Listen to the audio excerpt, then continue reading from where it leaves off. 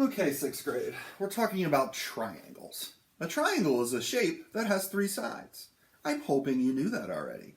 So, we're going to find area and perimeter of triangles. And you should have in your notes the formula to find the area of a triangle. So the area of a triangle is base times height divided by 2. So you multiply the base times the height and divide it by 2. And the reason you divide it by 2, if you picture a triangle is actually half of a parallelogram or half of a rectangle. And you know a rectangle or a parallelogram is base times height, so it makes sense that a triangle, which is basically a parallelogram cut in half, would be base times height divided by 2. One thing I want to point out, if you're researching area of triangles, you could also see the formula as 1/2 times base times height. Those two formulas are the same. You'd get the same answer doing it either way. I just think this way is a little easier at doing the calculations, especially without a calculator, because you just multiply the two numbers, then divide by 2. Here, you got to do half of something, which is like dividing by 2. So it's really the same thing. But I just wanted to point out, you can see the formula like this or like that. So let's start with our first triangle here. We're asked to find the area and perimeter. So let's start with area. Area, the formula is base times height divided by 2. So I'm going to try and figure out the base and the height of this triangle. The height is always going to be whatever is coming off of a side at a right angle. So sometimes there will be a little right angle symbol like this, and sometimes there won't be. But you can assume a right angle. I can tell this line right here is definitely meeting this side at a right angle. So that would mean 8 is going to be my height. That means this side that it's coming off of would be my base. So my base will be 12, and my height will be 8. So I'm going to do 12 times 8 divided by 2. I'm going to do that math. 12 times 8 is 96, divided by 2 is 48. So I get 48, and remember, inches squared. Remember, area is squared. So I've got my area. What about the perimeter? Perimeter is the same for a triangle as it was for a rectangle or a parallelogram.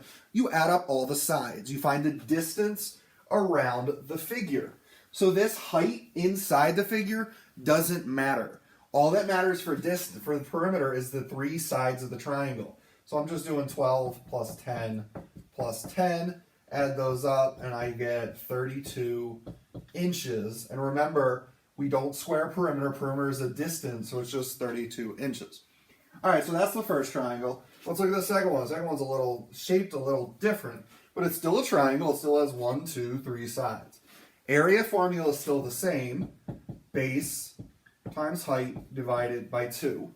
So we're going to multiply the base times the height. We're going to divide by 2. So our base and our height, this one's a little tricky. So first I'm going to try and find my right angle. I can see it would be here. That's a right angle. So my height should come off of my base, but these aren't even sides of the triangle. These are their own, special things. But since this is a right angle, I'm going to say my height is 4.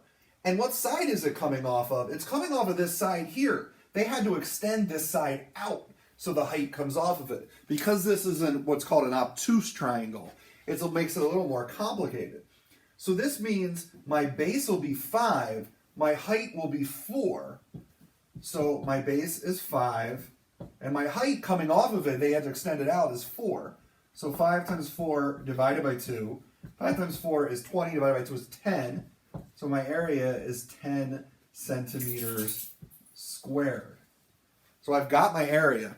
Perimeter, I need to add up all the sides of the triangle. So I look at perimeter, I know this side's 5, I know this side's 5. I don't know that side. I don't have enough information to find the perimeter. So I'm going to say perimeter equals question mark. I don't have enough information. Next year, you'll be able to do what is called the Pythagorean theorem, and you will be able to figure out that side, and then you will be able to find the perimeter. All right, that's example 1. I got a couple more videos coming. Thank you.